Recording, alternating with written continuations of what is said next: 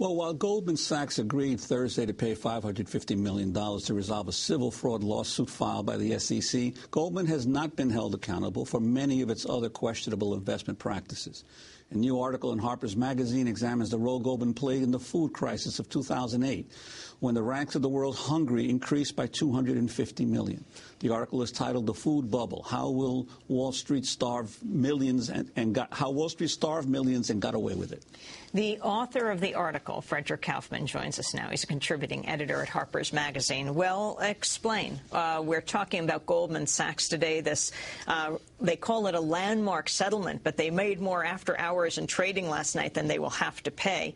So let's look at Goldman Sachs and its record overall. Yeah, it's really outrageous, and on a certain level, this reform bill is really a sham, because it does not cover in any way, shape, or form what Goldman Sachs, and really, let's be honest here, it wasn't just Goldman, it was Goldman, and it was Bayer, and it was AIG, and it was Lehman, it was Deutsche, it was all across the board, JP Morgan Chase, what these banks were able to do in commodity markets, really, which reached its peak from 2005 to 2008 in what is now known as the food bubble. And as Juan points out, this is unconscionable what happened in the sense that their speculation and their restructuring of these commodity markets pushed 250 million new people into food insecurity and starving and brought the world total up to over 1 billion people. This is the most abysmal total in the history of the world.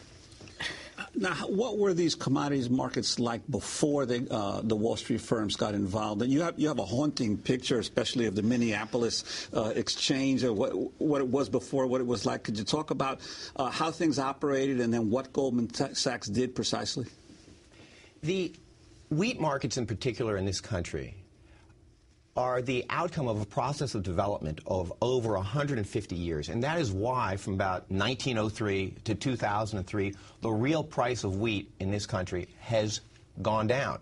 And this was one of the great reasons for America's great 20th century, the fact that we had cheap food, we had cheap bread, and Goldman in 1991 came up with a new idea and a new product, which, as I said before, completely restructured this market and completely threw it out of whack. But before we go there, we just have to maybe review for a second a little bit about how these markets worked and what kept that wheat price stabilized. And Juan, you mentioned the Minneapolis Grain Exchange, this kind of obscure syndicate in the Midwest, which is where the price of this particular kind of wheat, hard red spring wheat, which is the most widely traded wheat in the world, and it's the most widely exported wheat from the American continent. And we kind of set the world price on this wheat.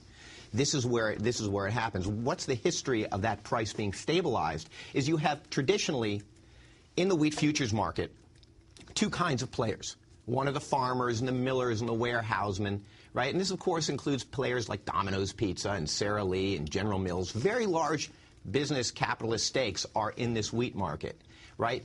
And they are called bona fide hedgers because they're actually buying and selling real wheat.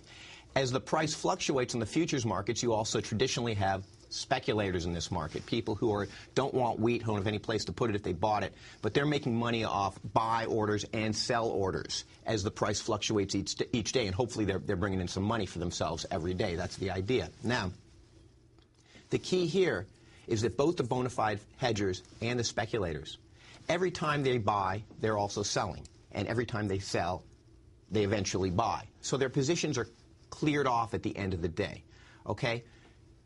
Goldman, we have to understand, and a lot of these banks are not interested in the particular structure of any of these markets. I think it's a lot of mistake people make when they think about how these bankers are working. We think that they're actually interested in the markets. We think that they're... No. What they're after are very large pools of cash for themselves. They're after accumulating huge pools of money that they can do with whatever they like on a day-to-day basis, right? And so Goldman in 1991 came up with this idea of the Commodity Index Fund, which really was a way for them to accumulate huge piles of cash for themselves. It wasn't really about the markets anyway. The market was just an excuse. And so the fact that they threw these wheat markets out of whack didn't really matter to them. How did this work? Instead of a buy and sell order like everybody does in these markets, they just started buying. It's called going long. They started going long on wheat futures. Okay? And every time one of these contracts came due, they would do something called rolling it over into the next contract. So they would take all those buy promises they had made and say, okay, we'll buy more later. And plus we're going to buy more now. And they kept on buying and buying and buying and buying and accumulating this historically unprecedented pile of long-only wheat futures. And this accumulation created a very odd phenomenon in the market. It's called a demand shock. Usually prices go up because supply is low, right? That's the idea. There's not a lot of supply, so the price goes up. In this case, Goldman and the other banks had introduced this completely unnatural and artificial demand to buy wheat. And that then set the price up. Now, a lot of people are saying, oh, it was biofuel production, it was drought in Australia, it was floods in Kazakhstan. Let me tell you, hard red wheat generally trades between $3 and $6 per 60-pound bushel. It went up to $12, then $15, then $18. Then it broke 20, and on February 25th, 2008, hard red spring futures settled at $25 per bushel. This is completely beyond the pale, particularly at almost 10 times its historic price. Yeah, it was just completely out of control. And of course, the irony here is that in 2008, it was the greatest wheat-producing year in world history. The world produced more wheat in 2008 than ever before.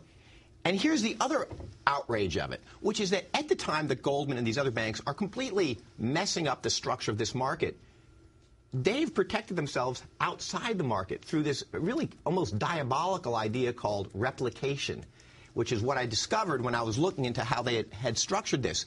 What they do, let's say, Juan, you want me to invest for you in the wheat market. You give me $100, okay? Well, what I should be doing is putting $100 in the wheat markets, but I don't have to do that. All I have to do is put $5 in, good faith promise. And with that $5, I can hold your $100 position. Well, now I got 95 of your dollars. What am I going to do with them? Well, what Goldman did with hundreds of billions of dollars, and what all these banks did with hundreds of billions of dollars, is they put them in the most conservative, no fools they put it in the most conservative investments conceivable. They put it in T-bills. And then what did they do? Well, now that you have hundreds of billions of dollars in T-bills, you can leverage that into trillions of dollars.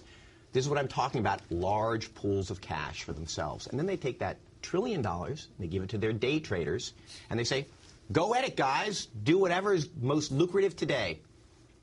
And so, as billions of people starved, they use that money to make billions of dollars for themselves.